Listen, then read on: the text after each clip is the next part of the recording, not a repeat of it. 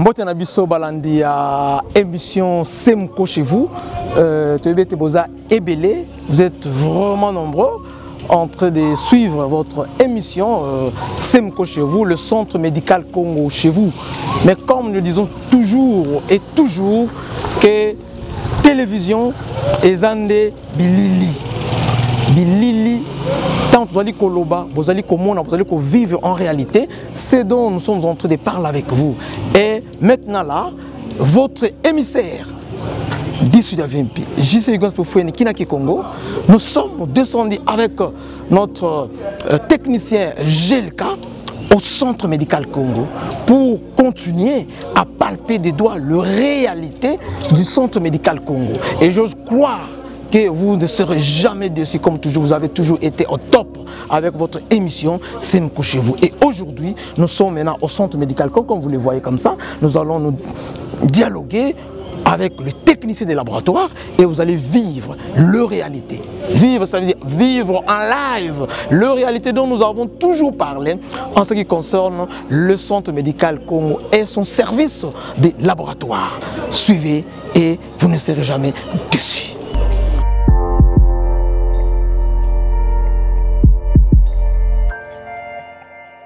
Voilà, nous sommes déjà au centre, à l'intérieur du centre médical Congo et ça c'est notre réception et nous sommes en train d'évoluer avec notre caméra et Mboteba Maman, bonjour.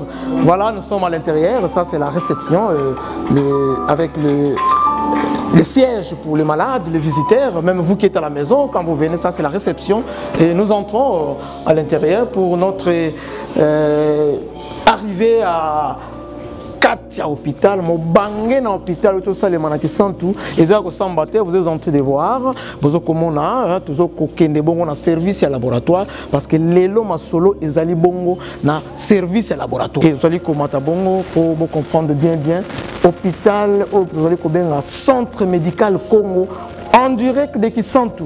Hein, vous voyez que zali bongo œuvre ya mwana mboka Infomav Mavakala, hein? Azo Kumba, population qui sentent, ya Madimba, ya Congo central, na motema na ye. Azo mebango kati na motema parce qu'il se soucie. Azo tambola na souci ya bana Congo central. Azo lala na souci ya bana Congo central. Azo kolamuka na souci ya bana Congo central. Et ça, il faut avoir un cœur. Et aujourd'hui, vous êtes en train de vivre cette œuvre. Une grande œuvre, il y a Mwanamboka. Mwanamboka. Et nous sommes bel et bien à Kisantu, dans l'agglomération de la gare, où érigé cet instrument. C'est un instrument de valeur. Mobangé ya centre médical Congo pour intérêt ya Banamboka. Et wana bema ekoki tozala ebongi tozala na reconnaissance wana pour na Banamboka au bazali ko sala mosala kitoko pour la population. Voilà, tozali ko kota déjà to komi pembeni ya service et laboratoire neka vous allez komona na bilili c'est le centre médical Congo ozali ko benga Semco. Et tant que le Baraké Semco chez vous, c'est une émission soutenue par le centre médical Congo. Et on a bon mon ibisoto kiti, toye na katia terrain, bon mona binomoko bon confirmer que oui, makamo odi sur la vie puis alobaka, ezali ya le kutate. Nous voulons maintenant entrer dans le service de laboratoire que vous allez vivre en live. Je sais que je pense qu'ils sont là. Ah, oui. Bonjour. Oui, bonjour. Ah, nous sommes là pour notre émission. Nous voulons entrer dans votre service, dialoguer autour du service des laboratoires. D'accord. Vous pouvez entrer. Merci beaucoup pour cet accueil et nous entrons. Et nous fermons parce qu'on ne laisse pas la salle des laboratoires ouverte comme ça là. Bonjour à tout le monde. Bonjour. Ok, nous sommes là pour notre émission chez vous. Et nous osons croire que vous êtes préparés pour l'émission. Ok, merci. Nous sommes là, d'emblée vous voyez le service des laboratoires qui est bien équipé Mais ce n'est pas à nous de les démontrer, ce sont les techniciens qui travaillent ici, qui eux-mêmes vont nous parler des laboratoires du Centre médical Congo. Je sais que la population, vous avez beaucoup parlé, vous nous posez beaucoup de questions sur la réalité de ces laboratoires. Et nous nous sommes dit, nous devons aller palper du doigt ensemble avec vous. C'est ce qui justifie notre descente, comme je l'ai dit au début, en ces services. Bote, hein? Bote. Est-ce que tu as dit combo na yo? Da combo grâce. Grâce. Vous allez nani dans le Centre médical Congo? Naza technicien de laboratoire dans le Centre médical Congo. Ah, technicien de laboratoire dans le Centre médical Congo. Oza laborantin ou bien technicien de laboratoire? Naza laborantin mais naza technicien de laboratoire. Ah bon? Est-ce que moi, la différence vous allez entre laborantin et technicien de laboratoire? Bien évidemment, il y a une grande différence. Un laborantin, azali muto atteint une classe T sur technique de laboratoire, mais a une formation et pas muto à la technique de laboratoire.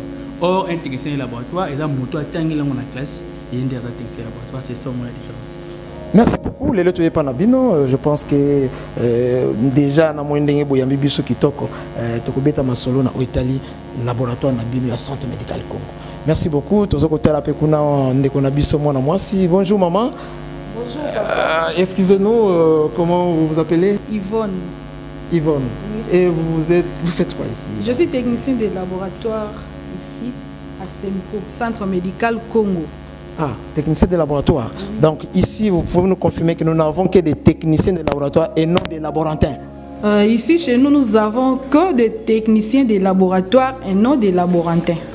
Merci beaucoup. Je pense que votre collègue, votre confrère a eu à expliquer la différence entre un technicien de laboratoire et un laborantin. Je ne sais pas si vous avez ajouté par rapport aux explications qu'il a fournies. Je crois que l'ami a été clair par rapport à ces explications. Merci beaucoup. Je pense que nous sommes chez vous. Nous sommes là pour parler de votre service. Mais j'ose croire qu'on peut s'asseoir, comme ça nous allons bien nous entretenir par rapport à notre émission de cette soirée ou d'aujourd'hui. Ok, merci beaucoup. Maman Yvonne, est-ce qu'il y a moyen pour s'adapter psychoto bandako beta masolo pour toyer pour na masolo, toyer pour na peuple au bozo sunga, bozo sali ça va comprendre, ba mona, ezala te ngé kuwa ko bien monaka. Oh Mukuwaka, oh Monave, oh Monaka, ah ça va. Donc nous sommes là pour que cette communauté puisse vivre en live les travaux que vous êtes en train de fournir dans cette communauté à Kisantou. Et ce n'est pas un travail le moindre. Mais je pense que vous êtes là bien disposés pour expliquer à la population ce que vous faites effectivement au Centre médical Congo au service des laboratoires. Voilà, Ndeko Nabiso, est-ce qu'il y a moyen de comprendre bien combo wana ya technicien de labo o asimba kabango a na musala? Oui, pas de problème, je suis Kanza Kabambe Grasso, je suis technicien de laboratoire ici il y a cela déjà 3 ans. Je suis avec la population ici. Notre travail est là pour la population, si je suis bien là. Faites-nous confiance, nous avons des appareils de qualité. Veillez au Centre médical Congo, vous ne serez pas dessus. Bino Baba, technicien de laboratoire, na institution de santé. Place Nini, quelle est la place d'un service de laboratoire dans une institution de santé comme le Centre médical Congo? Merci papa pour la question.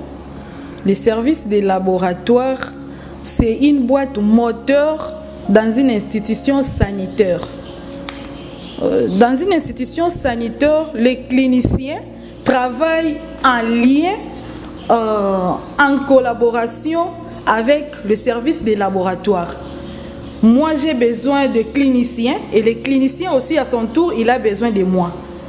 Les cliniciens reçoivent le malade, il prescrit les analyses et moi, à mon tour, je viens, j'examine le malade ou j'examine les analyses pour que je donne la réponse aux cliniciens et c'est aux cliniciens d'interpréter les différentes analyses ou les différents résultats que moi je vais trouver et c'est à lui de prescrire les médicaments et aussi la prise en charge pour le malade.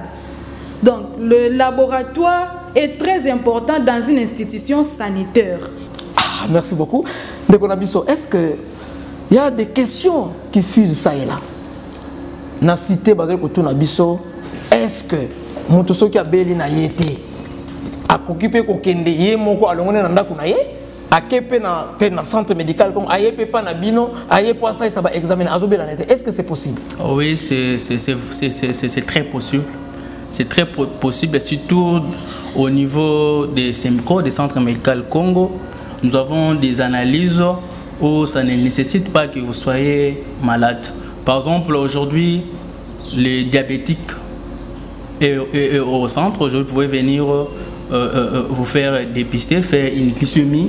Vous pourriez être diabétique non diagnostiqué, mais à partir des centres médicaux Congo, vous avez l'occasion de savoir votre taux de glycémie.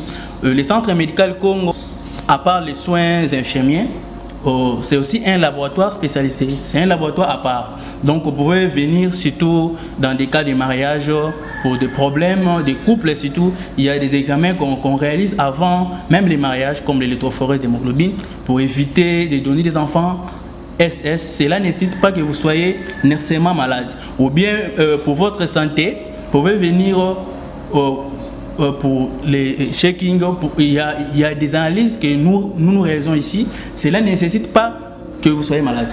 Merci beaucoup, toujours pas maman Yvonne. Je ne sais pas, est-ce que maman Yvonne, Lélo, toujours dans le centre médical Congo, est-ce que vous pouvez nous confirmer que le centre médical Congo, tel que nous sommes là, dispose d'un laboratoire qui a un appareillage de dernière génération? Est-ce que pour Batoubazo coûte un peu doute trop? Est-ce que vous êtes là? C'est vous qui gérez le centre? C'est vous qui gérez le service de laboratoire? Est-ce qu'il y a moyen de nous confirmer qu'effectivement, nous n'avons pas tort de dire qu'il y a un appareillage de dernière génération au service des laboratoires du centre médical Congo?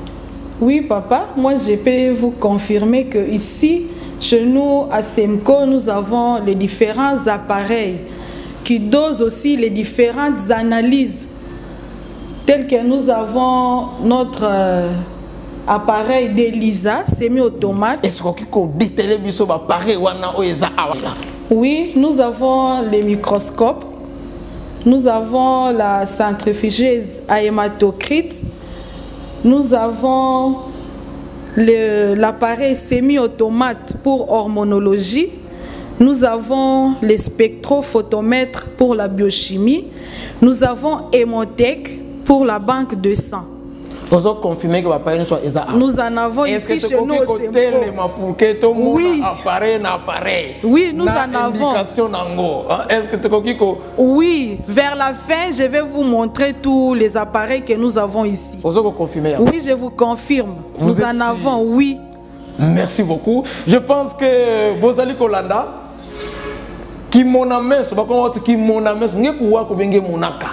nous sommes au service des laboratoires du centre médical Congo, CEMCO. Et nous sommes ici pour vivre en live le travail impeccable, le travail des titans que le centre médical Congo est en train de fournir pour l'intérêt de la population, pour votre intérêt. Et ça, je pense que vous êtes en train de vivre. Maman Yvonne. Oui, papa. Est-ce qu'il y a moyen? Moi, je service et laboratoire au centre médical Congo. Merci, papa. Les grands problèmes ou soucis ou difficultés que nous rencontrons ici chez nous au laboratoire, c'est plus par rapport à la banque de sang. Souvent, la nuit, nous avons des urgences et notre hémothèque est vide. Pour avoir ces gens-là, c'est vraiment compliqué. Il y a ceux-là qui habitent loin d'ici. Donc, les grands problèmes, c'est par rapport à la banque de sang. Or, que donner le sang, c'est donner la vie à une personne.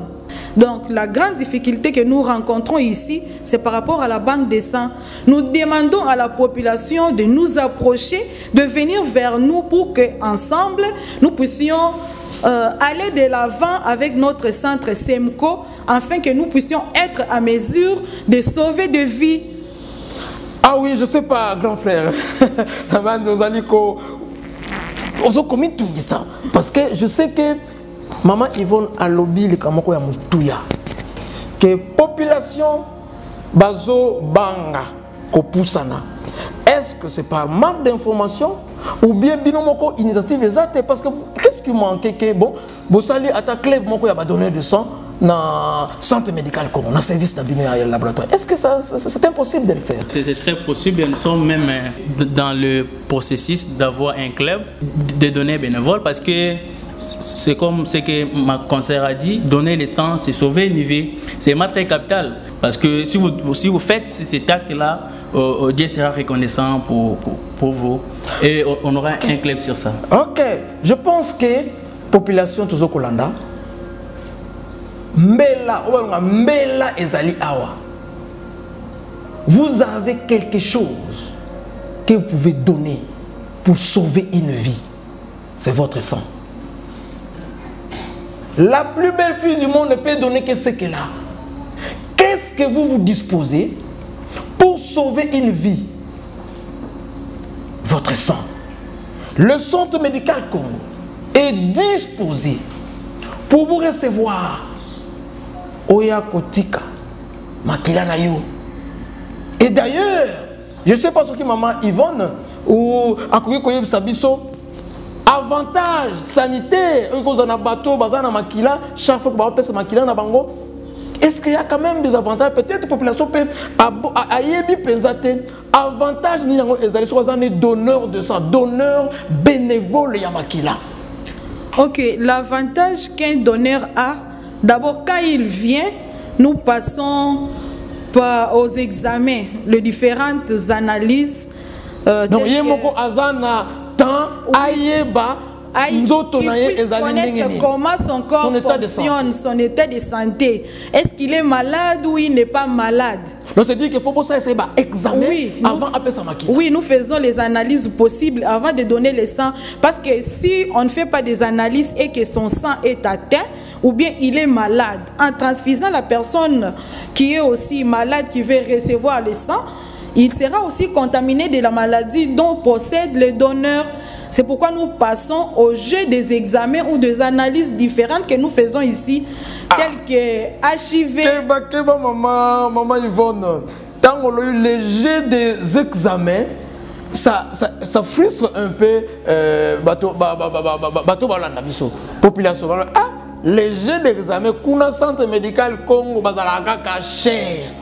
Bazaka cher. Est-ce que ndengo lobeli bongo ba jeu d'examen wana et kozala gratuit, to il faut pas foutre un bon? Non. D'abord, quand on dit un donneur bénévole, quand il arrive chez nous au centre, il ne paye rien. Il passe à la réception, on prélève la tension. Il y a des questions qu'on pose, telles que est-ce que tu as déjà souffert de la tuberculose?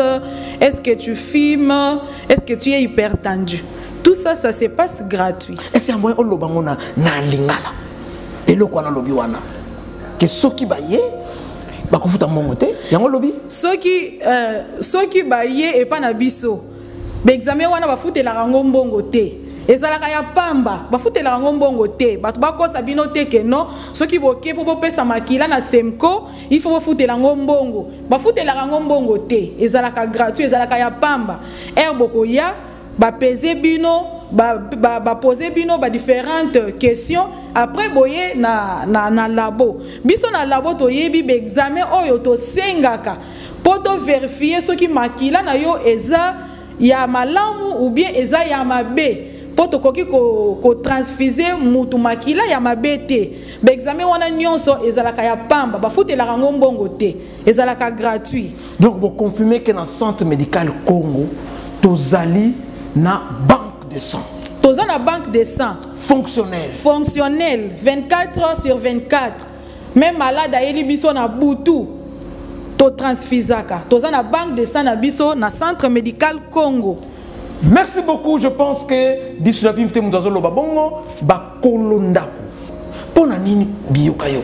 je pense que la meilleure des choses, c'est d'approcher le centre médical Congo. Si vous avez un solo, c'est dire que Kobangate Yaka, mais dès qu'on a un problème, ebele bazoko tuna nganze lanze ke diso vimpi yo zotinda biso tokende ke na centre médical Congo yo oyebite ke kuna avant kende kuna fo bongama avant kende kuna fo bongama po kuna mbongo nde mbongo. Est-ce qu'il y a moyen bon préciser peuple oyo bazotunisa po emozo bazana posa baya mais bazotala tango kotala libenga na ye oh mawatro moya aya ezate.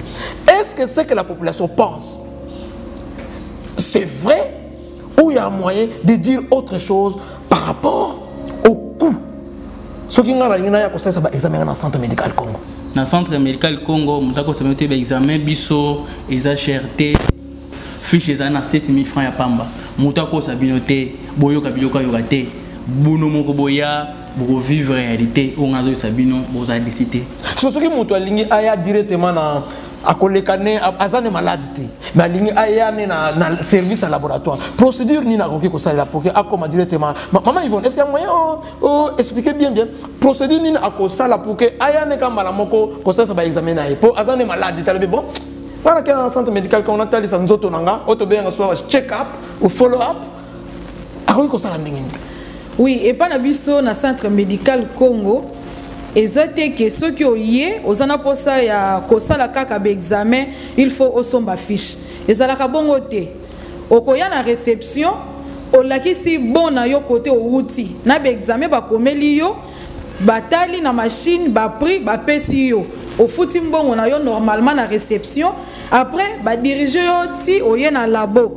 Biso to sali ba prélèvement na biso to tali be examen to saleli yo to pesi yo ba réponse to tien enveloppe parce que eza ba médecin na biso awa te ba to basali consultation moyen pe que bango basala qu'il puisse donc ba examen on va na considérer yango neti ya bango qu'il puisse interpréter moyen ekozalate donc yo il faut ozonga côté batindaki yo pour bango moko basala interprétation na bango ya ba résultat biso to kopesa donc na centre médical Congo to yambaka batu nyonso ato uti kin oye na yo na papier na yo pour osala be examen to koyamba yo o uti matadi to koyamba yo sans que osomba fiche parce que yo ye kaka pour osala be examen o kosomba fiche te toko considérer kaka bon na yo papier na yo oyo bakopesa yo oye nango asi moment la biso to sali be examen na biso to pesi ba réponse to tien enveloppe to kangi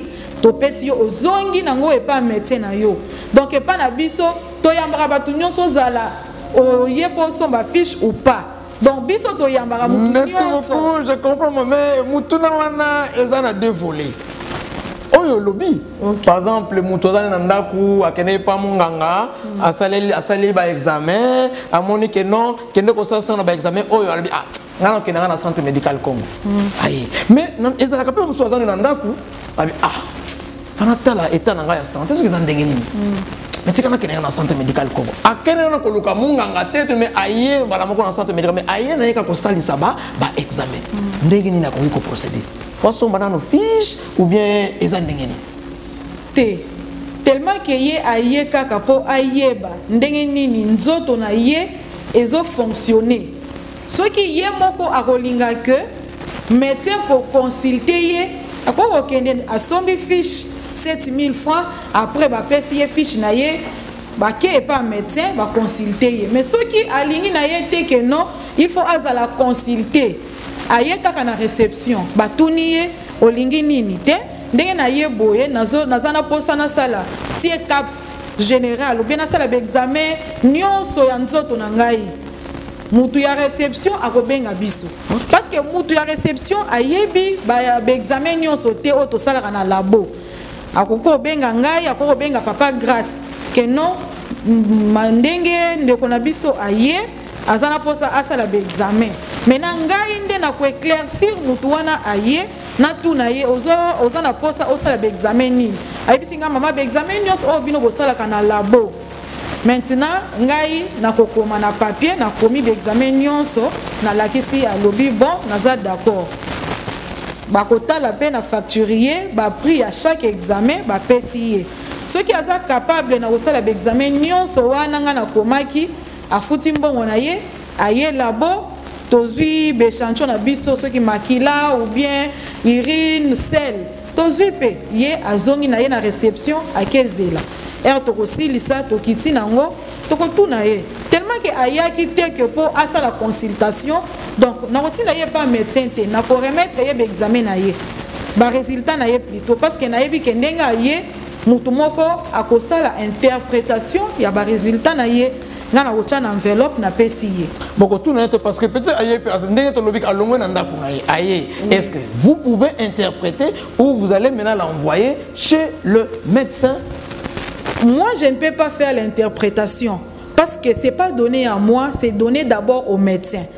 Deuxième chose, quand il arrive d'abord à la réception et qu'il oblige de ne pas acheter la fiche, chez nous, le médecin fait l'interprétation que de nos malades qui ont acheté les fiches ici chez nous à Semco. Tant que tu n'as pas acheté la fiche, je ne peux pas t'envoyer chez le médecin pour qu'il puisse faire l'interprétation de tes résultats. Non. Ce n'est pas donné à nous ou bien au médecin. Mais si tu veux passer en achetant d'abord la fiche, même si tu vas faire le check-up général, à ce moment-là, moi je vais prendre les résultats et amener chez le médecin. Le médecin va t'appeler pour faire l'interprétation de résultats et te dire ce qu'on a trouvé au labo. Donc chez nous, ça se passe comme ça. Ok. Mais place où on a souri dans zone place où on a parce que mituna ezali koya est belé. Population, je sais que vous avez vraiment un concept là. Parce que bien on a mis tout na bino obo tiki ko kweselanga ezali ko pesama. Okoki ko longwa na kuna yo oye na yo yo moko oye ko senga osaliza otalisa nzoto na yo. D'ailleurs mikolo ne bozola na katolo baka par exemple dans un cas exemple moko en matière de diabète sucré. To lobaki que na centre médical Congo Keno na yako tali saka sucre na ngaso za ndenge nini bako yamba yo. Mais il y a un problème. Tant qu'on y a olongo yo moko na ndako. Nana va interpréter ba examen wana oye. Yango wana eza malamu oye na centre médical Congo pour na ba examen na yo batindi yo pa mutu te yo moko longo na ndako yo pe na libota na yo. 7000 c'est la moindre des choses. Oye non on a examen mais comme nous avons interprété l'examen, est-ce que pour interpréter l'examen on a ça? En ce moment-là, je pense que Yvonne, vous allez demander à son fiche. Bon, et pas na biso na Semco, tous à la rappel na motema bolam malade aye, a sali l'examen aye belé, a sengi biso, a lobby que bon, na sali l'examen ngai. Mais ndenge nazomona na cité ndoko salisanga azadi comme na sombi fiche est-ce que maman mon docteur oyo aza awa akoki ko salisanga a interpréter lenga ba résultat ceux qui eza nango malamu problème te mais ceux qui eza malamu te nakoki ko somba bénéfice que ataba kisi awa tellement que tozala motema bolamu e pa na biso na Semco tondimaka tosala kango au salisi malade au sali examen aye ok au expliquer docteur que non malade a somba ki fichité ayaki kapo asala examen atala nzoto na ye est-ce que eza na bokonoté ou bien donc après ceux qui médecin azana ye disponible akoki ko benga malade aye ba sololi na docteur. Mais le plus important c'est commencer par acheter la fiche. À ce moment-là, le processus va évoluer normal. Normal, oui. Ok. Balandi à Semco chez vous, nous sommes vraiment chez vous. En même temps, dans Semco, quand on est à la TPMB et on a dit comme technicien de laboratoire, on était. Tout ce qu'on a dit, donc, vous comprenez que d'abord, nous sommes vêtus de blanc et cette salle est peinte du blanc. Donc, beaucoup de été beau pétonné, beau péto, bolandi, maman Yvonne, nenga lobby. Et c'est esika nini botiaka biso ba communauté na musala na bino place ni to kipaka na musala na bino o ya technicien de laboratoire vraiment bino population bozo occuper place mo monene na centre médical Congo parce que sans bino biso place exacté tout ça pas pareil ya qualité awa oyo tout ça capable ya diagnostiquer ba maladie nyonso oyo sengeli boza nango tout ça na plateau vraiment vraiment bien rempli bo bangate sans bino centre médical éco-existé tout ça na poste santé ya bino population boya envers biso boza décité tout ça bien formé na ba pareil ya malade boyebe pona na seki désolé que c'est pas na seki parce que nazo monete bazo vanter trop un plateau technique na bango bazo vanter trop tika sikoto mona pe en live ma bende wana o bazo lobela trop awa po bozo ka bango toki na mama Yvonne toza na plateau technique eleki donc soko tamboli na Congo central bi bende ou ma bende toza nango batu nyonso baza nango te tika sikoyo to vivre ma bende wana o bozo vanter pe trop po bolobela go pe trop tokoki kotelema bon bana kolakisa biso mabendango bozolobake oyo eza pona boye na boye na boye vous êtes vraiment libre parce que nge kuwaka ou bien nge monaka.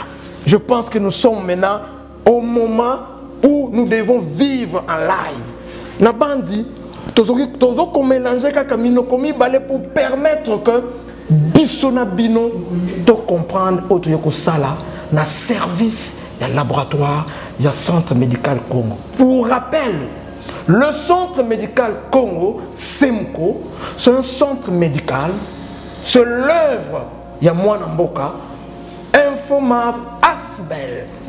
Infomav Asbel, à mon passe ya peuple, de Ami Kabi, et pas la population, pour abimisnali benganaye, moi mouke oazozwa. Nzamba zo pesa ye pour que akabolango na yo na ngai. C'est ça l'œuvre ya mwana mboka, ce qui porte le peuple à cœur et nous devons les soutenir. Bo banana ko lakisa biso mabende oboza nango.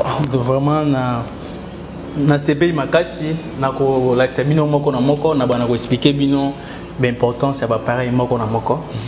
Oyo toza devant bino eza basange d'hématocrite.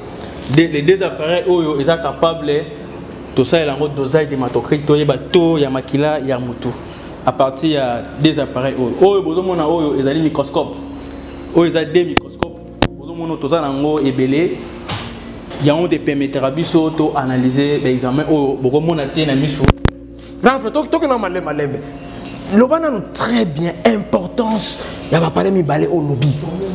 Donc le peuple va comprendre.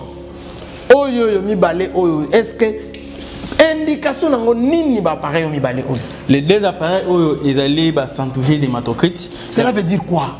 Et eza ba pareil et permettra biso pour tout ba dosage ya to hématocrite, c'est-à-dire hémoglobine na nzoto ya moto. Ya on te sunga biso pour to ba pourcentage ya makila. Dans autres motos. Oh oui oui. Mais par exemple, ngana ye, on est battu oh anémie oh mutu a sili makila. Tant bo bendi makila, bo me makango ah. À partir à on est tout ça la moto ye ba soki moto aza anémie to makila na ye eza malamu.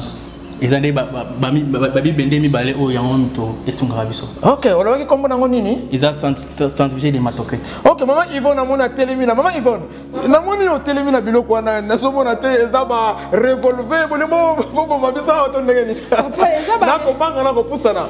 Eza nini ngo ba? Eza ba revolver te papa ndenge bozo mona oyo toza nango eza ba microscope. Donc eloko oyo esalisaka biso poto mona tosalaka goutte pese awa po totala est-ce que mwana azana bokono ya malaria na nzoto ou bien ozana infection urinaire tosalaka pe examen ya urine awa tosalaka pe examen ya globule blanc po totala ozana infection nini na makila na yo. Ah donc oyo permettant que boluka microbe na nzoto mutu ezande ba pare oyo mibale oyo ba microscope to bengaka ngo. Ah na moni eza sika eza ya sika eza kutu na moi vidéo donc OK oyo vidéo nango nako kozala awa nazo travailler yango e bozo mona microbe na vidéo kuna awa na vidéo microbe awa peuple con tu as dit que bozo ko comprendre microscope appareil na yo état la microbe on a qu'un centre médical ba moninga malaria ba moninga fièvre typhoïde ezande ba appareil oyo kuna nazo mona osu ezanini est-ce que oyo ba rouge oyo ezanini yango oyo ba rouge ezanango compteur to benga yango compteur tozo tala koto yo ezo salisa biso na ko compter to compter la rango awa po to ko compter microbe ezana na kati ya par exemple na goutte épaisse na biso o tozo sala po to tala na kati ba trofo eza combien il faut to compter na eloko oyo babenga yango compteur moye to compter na misapi neti na ba centre reculé te bandi ko compter 1 2 3 oyo be ko bosana eloko oyo nde esalisaka biso po to tangela donc to tangela rango nde awa microbe wana nyonso babenga yango compteur. Il y a beaucoup de gentil en live avec le service de laboratoire du Centre Médical Congo. Je suis dans la joie. Ce que nous avons fait,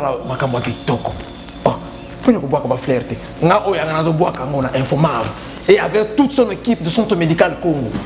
Ça, c'est parce que ce sont tous de vivre les réalités. Nous avons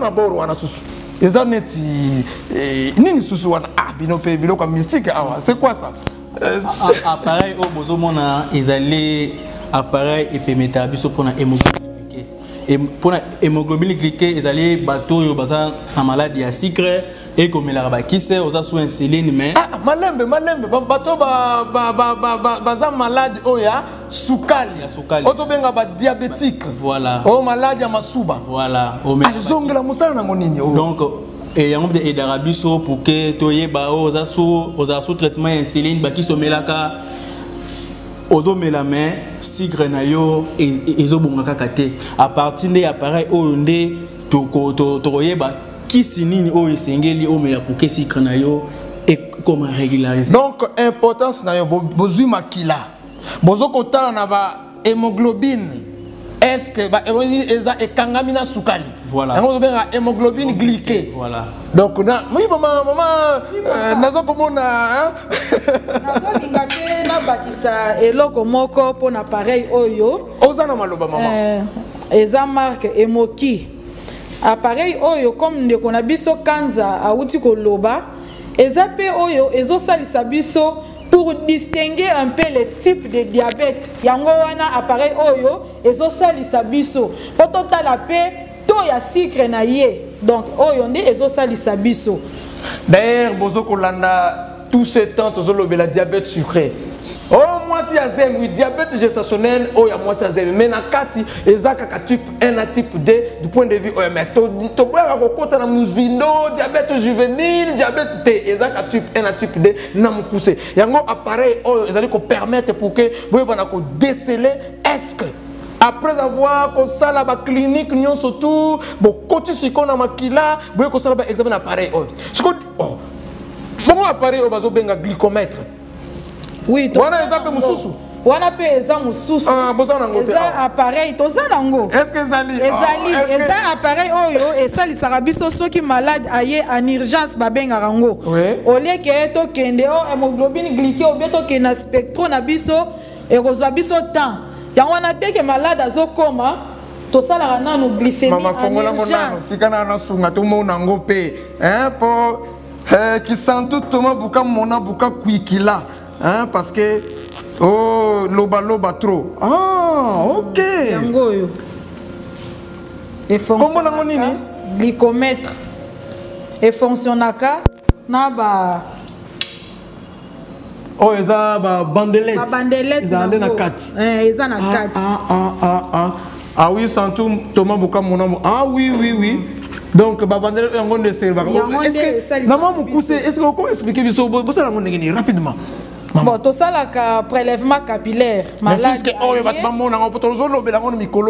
Diabète sucré. Malade aïe, tout ça li prélèvement capillaire, c'est-à-dire tout ça là on a musapi.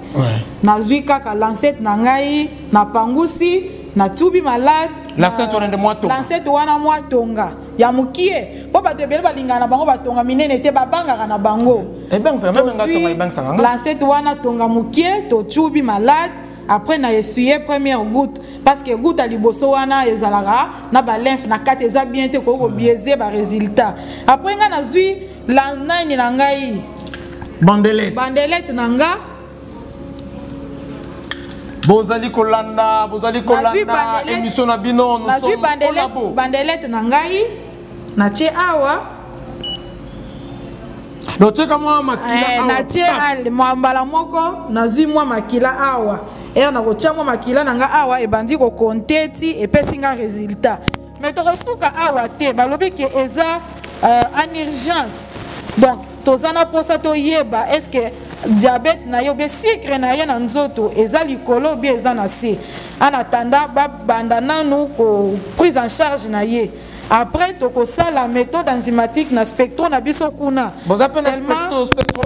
spectrum nani na biso kuna o to sala ba analyse biochimique donc ndenge to sala kisa bino ba matériel na biso nyonso tozo kende tina suka ba matériel eza nanu bozo mona koneti ndoto te eza réalité.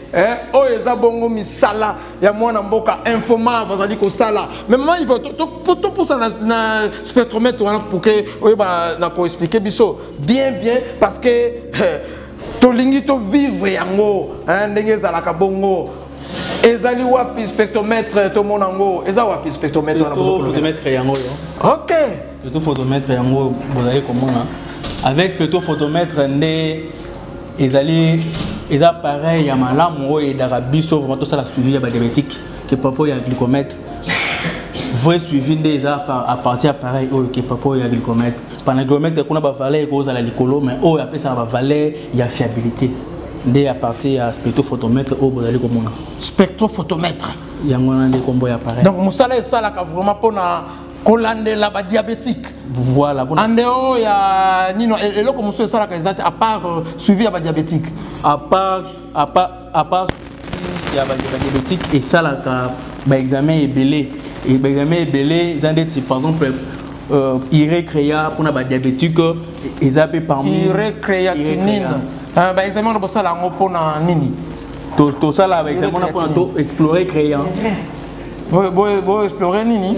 Oui maman Yvonne a complété a complété maman Yvonne essayer moi compléter biso par rapport à oui papa ndenge ndeko grâce ya uti koyebisa bino tozana appareil na biso spectrophotomètre to dosaka sukal to dosaka pe examen belé entre examen wana to dosaka tozana irecrea poto tala est-ce que barin ya mutu be ya malade eza malamu ou bien eza malamu te dans le centre médical Congo mutozo ko soupçonner peut-être un problème à rien akoki ko yana ye ba examen nyonso ezali okoki ko ça ezali papa ezali à part wana tozala pe ba analyse ya ionogramme wana eza tozana magnésium tozana calcium et ko sala ke mutu pe azana problème ya mikuwa toye to doser calcium na ye po total est-ce que eza vérité azana problème ou bien azana problème te oh ayoka mikuwa pasi atambolanga na pasi malili mikuwa pasi boye na semko to doser bino po total est-ce que bozana problème ou bien bozana problème te donc na mukuse bato babelaka par exemple rhumatisme baya ebele baya toza awa to koyamba bango na centre médical Congo. OK je pense que bino bato bozobala pasi sili boya yango na cholo ba ke gel kayom tozobala oyebike na yebike nazo déjà invitation kokenda na tunyo est-ce que c'est ça qui électrophorèse d'hémoglobine nante yaka awa aussi au moni au comprendre ndeko na ngai papa Kanza ba pareil eleki plateau technique na bino eza ya koyinda o siko nini so na omona na basoki ba on dirait ba téléphone ya minene on dirait soki eza nini yango appareil o ezali analyser ya Elisa appareil oyo epemeta biso na ba examen ebele o pa na basi bazana problème ya kobota première fertilité premier ya ko kangaka o zwa zemi mezemi bimaka o sala ba forte ba fausse couche ndé appareil o epemeta biso pona ba examen ya encore donc basi na problème ya conception pour ma conception bobanga te boya ko visiter biso o boyoka ka oko premier prostate pour que bayeba ce qui aux un cancer à prostate appareil et d'arabiso pour donc nous sommes examiner et koyeba et ça examen on a au premier il y a goitre bilan thyroïdien bobanga te boya TSH FSH boya oh nous sommes donc au lobby kaka examen appareil qui permet de examiner foie qu'on examiner estomac, qu'on examiner maman, oh, bazan a problème, il y a reproduction, rate, tout. Oh, peuple Congo, pour nous tous yima yima tous nyo kwama. Nazo mona susu, bah pari on pesa trop hein. Il y a sika pe kaka, wana louvantu, bon nakolo basuto ke weza louvantu hein. Nakolo basuto ke za louvantu parce que ngamo kona vivre, eza louvantu, te zo vivre une réalité. Papa Kanza. Oh, susu nini? Oh, bozo mona eza. On dirait moi frigo ya muke. Eza frigo ya muke te. Oh, bozo mona ezali automate ya hématologie. Eza automate o epemetabis do sala examen ya makila. Bah examen ya makila. En général. Dans l'ensemble. Dans l'ensemble, oui. Donc mon bimba nangonde oyo. Mon bimba nangonde eza appareil oyo. Donc pas sur ngana ngana yeba sona na groupe O ou bien groupe C ou bien groupe B ou bien groupe. Donc et ça le melaka awa. Te awa te. On est susu mususu et c'est pour ça la capé ba examen on a ba groupe sanguin to sala ga yango mais appareil on a moni yango te to za na ba réactif inde ah pour ça on a ba réactif ah nous ça fait partie il y a ah oui nous sommes là on est en train d'évoluer c'est quoi oyo frigo oyo zanini oh eza frigo te oyo ezali frigo te o eza hémothèque nde et la banque de sang nyonso pour que la banque de sang il faut besoin d'hémothèque il y a des pays plutôt garder makila surtout makila pas mutu pour que makila et bébaté et garder biso pendant 30-35 jours de hémothèque bango batiango na forme ya zina nga pona mona keza on dirait oh mais que c'est ça le lenge ya frigo mais oyo hémothèque ezali hémothèque donc hémo na makila eza makila voilà c'est ça mosala nango kobomba makila bomba kaka makila donc bo confirmer penza bomoni banque de sang donc ce qui bolobi banque de sang donc oyo faut ezala appareil hémothèque voilà ah oui peuple madimbadienne je sais que nous sommes en train de vivre en live. Ah, on est babomba makila bino to lobela ki kuna ba donneur de sang. Voilà place babomba makila na biso. Mais pour nini na kati ya laboratoire photo za la pena frigo. Nazo mona frigo pembeni ngana kaza ko ne frigo mais nazo moni sous frigo pembeni. Mosala na ngoni na kati ya laboratoire to na réfrigérateur parce que ah na labo benga kango réfrigérateur mais ezaka ka frigo mais na laboratoire benga ngo réfrigérateur. Na kati ya laboratoire les réfrigérateurs c'est très important pour regarder ba réactif na biso et singa biso na température à 2 à 8 degrés Celsius au température ya libanda ba réactif et bebaka donc ndenge to bomba ka ba sucre na biso na frigo awa nde ba réactif nyonso wana e bomba maka pour que ebebate ti délai basala ngo pour que espérer siko tango lobi mama Yvonne ba terme wana ya makasi wana réactif est na mukuse peuple bakui ko yeba réactif tango to bengira parce que tuni groupe sanguin o ba réactif siko to ah eza population ko comprendre ni na o ebenga mi réactif nazo mon appel likolo awa OK on to check eloko te bon eloko oyo ba bengi réactif eza ndeti mama oyo azolamba mama soki atie mai ya fufu atie mai azana posa ya fufu po alamba ngo ekoma fufu biso pe awa na labo tozana posa pe ya ba réactif biloko oyo ezosalisa biso po tosangisa epesa biso eloko oyo tozana ngo posa eloko oyo tozana ngo ya mutuya yango wana bazobenga réactif donc eloko moko oyo ezoya réactiver eloko oyo ngana zana ngo posa ndenge papa Grâce alobi ke pona groupage sanguin tozalaka na ba réactif ah bosalelaka ba yango no benga ba réactif yango tosalelaka tozwi makila to réagir na réactif oyo et puis ça total est-ce que mutu azana groupe O, groupe B ou bien groupe A. OK. Oh, si quand tu kende na kopusa mais na moni to ko kende te soki to coach na ndako wana. Pona mona ndako wana on dirait biloko museza kuna.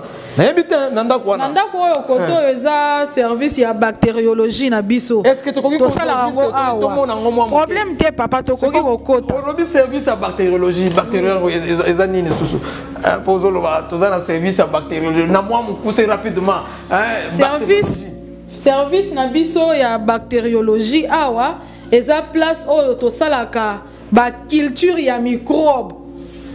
Par exemple, moi na mwasi oyo aye azana problème ba mikusana kibo mwasi na biso. Tokoki kosala ngo na microscope te. Il faut tosala culture. Donc culture eza ndeti tozo bokola microbe oyo eza na nzoto ya kibo mwasi po totala bokono nini tokoki kozwa.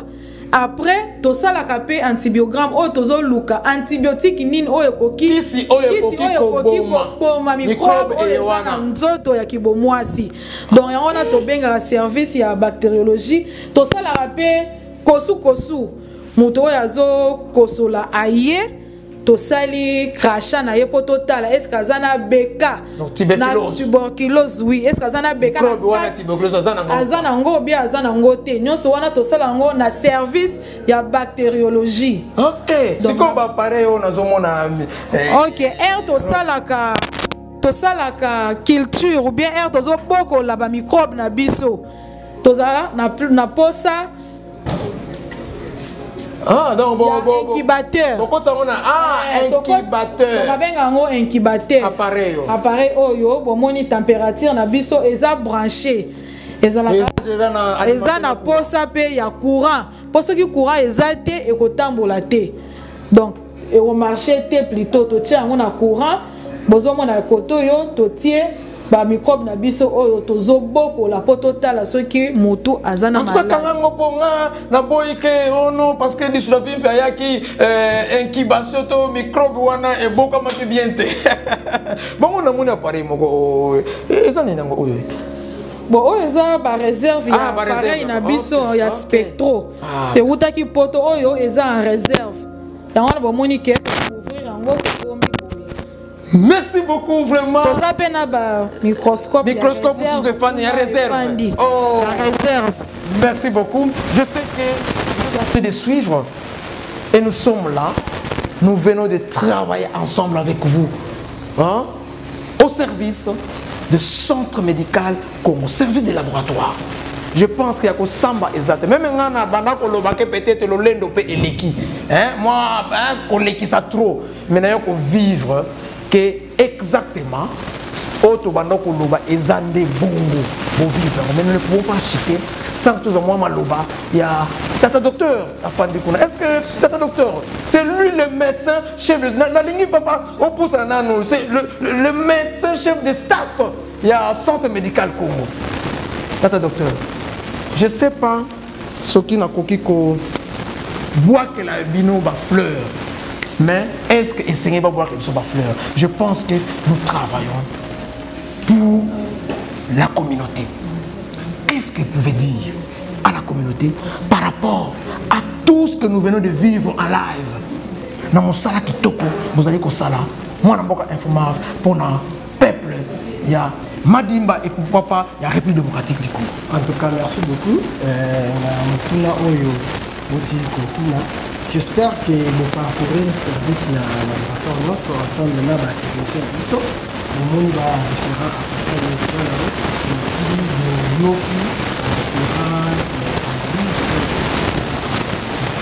à nous sommes là que pour le bien de avoir ces centres ici et autres nous sommes là pour lier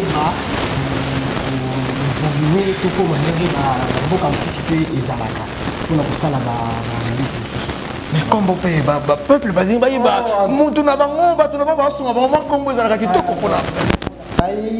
docteur Lusala Yala Espoir dans un médecin traitant dans le centre médical du Congo. En tout cas, Kitoko Tro, je sais que vous venez de vivre. Maman Yvonne, Papa Kanza, juste les loba souka pour na peuple na biso, batula na biso pour na émission na biso lelo. Bon, li loba ya souka na oyebisa peuple na biso, toza na posa na bango. Tant que bango bazate centre na biso ekotambola te. Centre na biso ekokende liboso te. Biso toza na posa na bango comme bango pe baza na posa na biso parce que soki bazobela bakoya na centre. Donc biso tozana posa na bango batika biyoka yoka keno na centre médical Congo bazalaka cher bayambaka batu bien te batika koyoka biyoka yoka baya biso tokoyamba bango bakoya pe bakozonga bakopesa ba témoignage na batu mususu biso epa na biso soki nanu boye towelela nanu santé ya mutu. Après makambo mbongo toye kotala ngona sima ezate ke ndenge ozokota opesi na mbongo apo bayambi yo ezalaka bongo te ndenge ozoya surtout bato bayaka en urgence to memi yo na salle de soins to pesi yo ba premier soin après to koki kotuna yo mituna est-ce que ozana famille est-ce que bato baza to kesiko ko régulariser na ba fiche mais epa na biso na centre médical Congo to yambaka nanu ba malade po biso tozana posa na bango liloba yango wana zaki nango na oyebisa population oya tozana posa na bino. Merci beaucoup Papa Kanza. Olobinini pour le peuple. Vraiment na soki nazali a na centre médical Congo pour la population. Na tangaki ba classe nanga ezali pour la population boya qu'on se fait dépister dans le centre médical Congo, ndenge concernant le biboyo kabiyokate, qui est autre cher. Nga nazal déjà il y a cela 3 ans. Je vous assure que tout ça cherté vous a décidé. Merci beaucoup.